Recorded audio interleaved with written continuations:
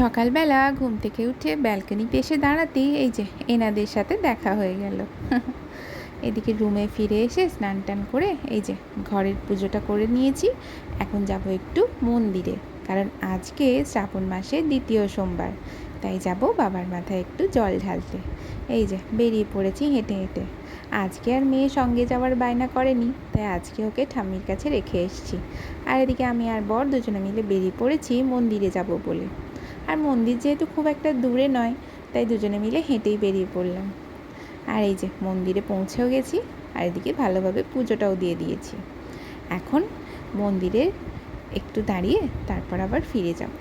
আর এমনিতেই মন্দিরটা দেখে তোমরা বুঝতেই পারছো, আগের সোমবারও আমি এখানেই এসেছিলাম পুজো দিতে।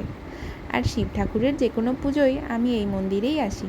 এটা হলো সিঙ্গুরের বিখ্যাত 7 মন্দির তলা, যেখানে 7টা শিবের মন্দির পরপর রয়েছে। তো যাই হোক, এরপর মন্দিরে পুজো দিয়ে ফিরে এলাম বাড়ি। আর বাড়ি এসে আজকে লাঞ্চে খেয়েছিলাম ডালিয়ার খিচুড়ি। তো চলো, আজকের মতো ভিডিওটা এখানেই শেষ করছি। ভালো লাগলে লাইক করে দিও, চ্যানেলটা সাবস্ক্রাইব করে দিও। টাটা।